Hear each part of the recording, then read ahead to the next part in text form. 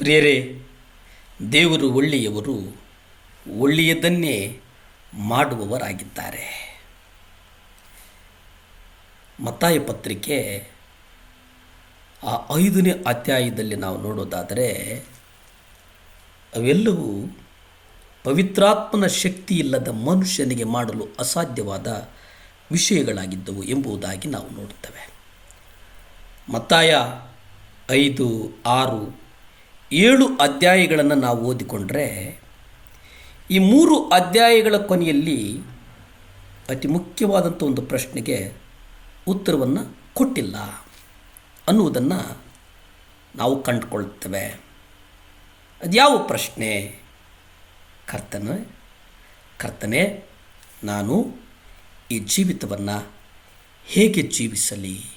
ಇದರ ಬಗ್ಗೆ ಮತ್ತಾಯ 5, 6, 7ನೇ ಅಧ್ಯಾಯಗಳಲ್ಲಿ ಎಲ್ಲಿಯೂ ಪ್ರಸ್ತಾಪವೇ ಇಲ್ಲ.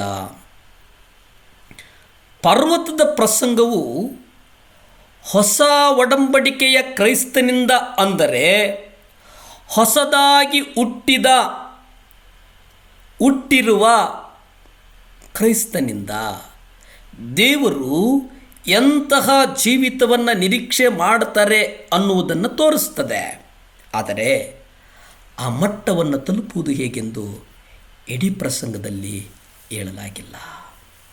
ಹಾಗಾದರೆ ನಾವು ಏನು ಮಾಡಬೇಕೆಂಬ ದೊಡ್ಡ ಪ್ರಶ್ನೆಗೆ ಉತ್ತರವನ್ನು ಪಡೆಯುವುದು ಹೇಗೆ?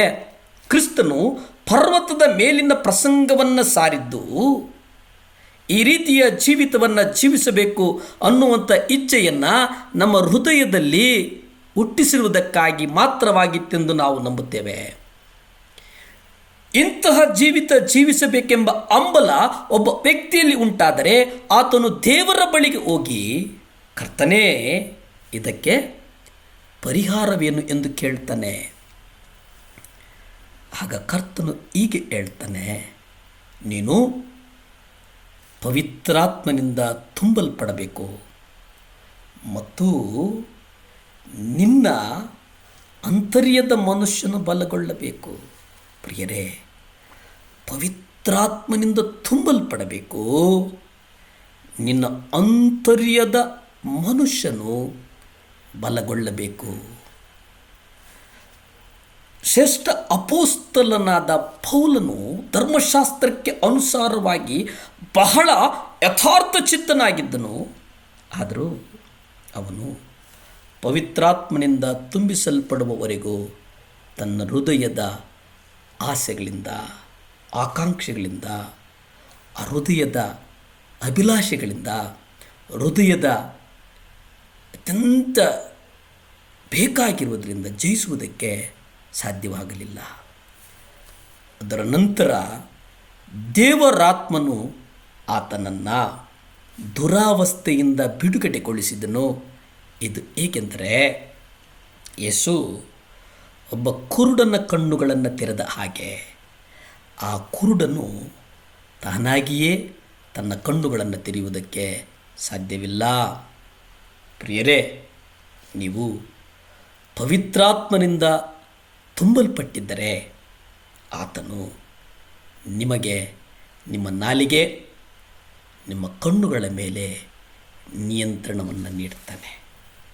ಪ್ರಿಯರೇ, ನಮ್ಮ ನಾಲಿಗೆಗಳ ಮೇಲೆ, ನಮ್ಮ ಕಣ್ಣುಗಳ ಮೇಲೆ ನಿಯಂತ್ರಣವನ್ನು ಇಟ್ಟುಕೊಳ್ಳುವುದು ಬಹಳ ಮುಖ್ಯವಂತೆ. ಇದು ನಮ್ಮ ಬಲದಿಂದ ಸಾಧ್ಯವಿಲ್ಲ, ನಮ್ಮ ನಿರ್ಧಾರಗಳಿಂದ ಸಾಧ್ಯವಿಲ್ಲ, ನಮ್ಮ ಆತ್ಮಸಾಕ್ಷಿಯಿಂದ ಸಾಧ್ಯವಿಲ್ಲ. ಆದರೆ ಪವಿತ್ರಾತ್ಮನಿಂದ ತುಂಬಲ್ಪಟ್ಟಿದ್ದರೆ ನಮ್ಮ ನಾಲಿಗೆಗಳು, ನಮ್ಮ ಕಣ್ಣುಗಳ ಮೇಲೆ ಆತನು ನಿಯಂತ್ರಣ ನೀಡುವವನಾಗಿದ್ದಾನೆ. ಪ್ರಾರ್ಥಿಸಿಕೊಳ್ಳೋಣ. ಭೂಮಿ ಆಕಾಶಗಳನ್ನು ಉಂಟು ಮಾಡಿದಂಥ ಸರ್ವಶಕ್ತನಾದಂಥ ದೇವರ ಸ್ತೋತ್ರಪ್ಪ. ಅಪ್ಪ, ನಮ್ಮ ಕಣ್ಣು, ಕಿವಿ, ಮೂಗು, ನಾಲಿಗೆ ಎಲ್ಲವನ್ನು ನಿಮ್ಮ ಪಾದದಲ್ಲಿ ಒಪ್ಪಿಸ್ತೇವೆ ಸ್ವಾಮಿ. ಅಪ್ಪ, ಇವುಗಳ ಮೇಲೆ ನಿಮಗೆ ಅಧಿಕಾರ ಇದೆ ಸ್ವಾಮಿ. ದೇವರೇ, ಪರಿಶುದ್ಧಾತ್ಮನ ಅಭಿಷೇಕ ಅಭಿಷೇಕಿಸಪ್ಪ. ಕಣ್ಣನ್ನು ಅಭಿಷೇಕಿಸು, ನಾಲಿಗೆಯನ್ನು ಅಭಿಷೇಕಿಸು, ಕಿವಿಯನ್ನು ಅಭಿಷೇಕಿಸು. ದೇವರೇ, ನಮ್ಮ ಅಂತರಾತ್ಮದ ಒಳಗಣ್ಣು ತೆರೆಯಲ್ಪಡಲಿ. ದೇವರೇ, ಪವಿತ್ರಾತ್ಮನೇ, ಈ ಕ್ಷಣದಿಂದ ಈ ವಾಕ್ಯವನ್ನು ಗ್ರಹಿಸ್ತಾ ಇರತಕ್ಕಂಥ ಮಕ್ಕಳನ್ನು ಹತೋಟಿಯಲ್ಲಿ ತೆಗೆದುಕೋ ಸ್ವಾಮಿ. ಅವರನ್ನು ನೀವು ನಿಯಂತ್ರಣ ಮಾಡಲಿ. ಯೇಸುವಿನ ನಾಮದಲ್ಲಿ ಬೇಡ್ತೇನೆ ಪರಮ ತಂದೆಯೇ, ಆಮೆನ್, ಆಮೆನ್, ಹಲ್ಲೆಲೂಯಾ.